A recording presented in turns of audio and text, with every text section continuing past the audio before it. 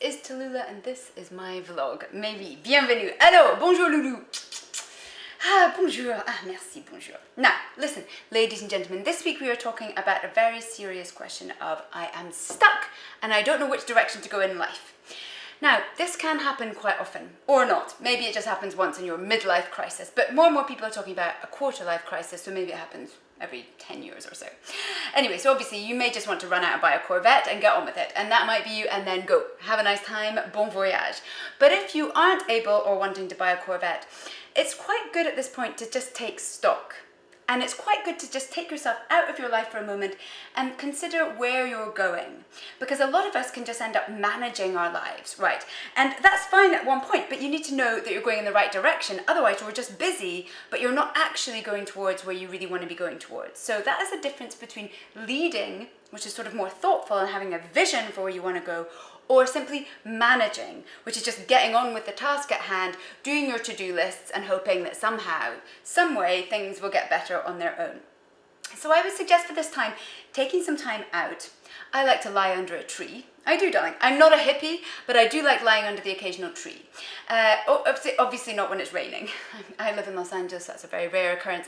I lie under a tree and I look at the colour green. Green is also very good if you're into chakras and things. It's good for your heart and all that stuff. You know, it's good to be, anyway, it's very good to be in nature. I did read that recently, that if you're feeling a bit stressed, go to nature because you naturally calm down because the rhythms of nature are essentially calm, although if you were watching a lion kill a llama, that's probably not very calm. So choose your nature that you're going to watch for that. Also, I like to go to an art gallery when I need some time to think on my own. I just sort of sit there and sometimes I get very moved. Sometimes I even cry, darling. I do sometimes I break down in the very own art gallery. But that's quite good because it's good to do that and not suppress oneself. So, you know, have some time on your own. Allow a decision just to come to you, because oftentimes we can talk things through with friends and things, but then we can realize suddenly that actually we didn't make the decision. We took on board someone else's idea that might be good for them, but not for you, darling.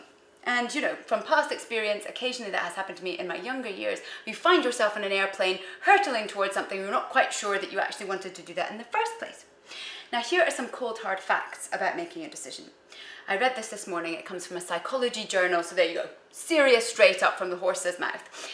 Always make a decision around 11 a.m. in the morning. That is when you're at most risk averse. Never make a serious decision in the late afternoon when you might be just at the wit's end and do something extreme. So try to think in the morning, you have a little more melatonin hanging around in your mind. You are more able to make a serious, good decision. Now, this next fact might throw you for six, might knock you for six. It did for me, but then it did actually make a little bit of sense. The psychologist goes on to say that if you speak another language, talk about your decision in that other language. Because unless you're bilingual and you've been brought up speaking Vietnamese and English, then you know, probably both, you've got an emotional connection with both languages.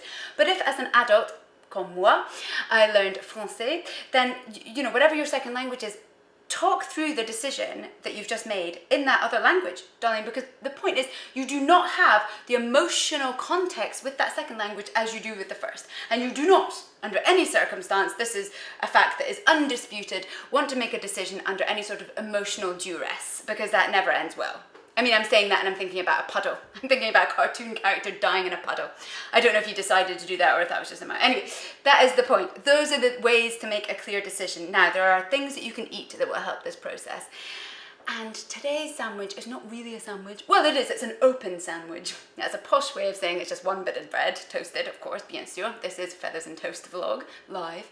Right, so beans on toast. Classic British breakfast or dinner or lunch. I mean, basically you could eat beans on toast whenever you fancy it, darling. There's no, you're not it's not like roast beef. You're probably not going to get up and eat that, but beans on toast you can eat at any point. Beans are very good for making a decision because they are a slow release carbohydrate. And that is what you need in order to keep your mind ticking over and mulling through your little decisions. You know, I was doing that, I was thinking of Charlie Chaplin in Modern Times. You know, there's that bit where he's on the cog and he's going back. So there you go. Always good to think of Charlie Chaplin, why not? Anyway, so there we go. The recipe for beans on toast, which is quite straightforward. Just put a bit of put a bit of bread in the toaster, take it out, then put some butter on it, and put some beans on it. I mean, baked beans. Obviously, you're not going to deal with cannoli beans or any other kind of bean. And there you go. The recipe will be in the bit below. Any other questions, ask away. I'm always available. I know my facts. And bon appétit.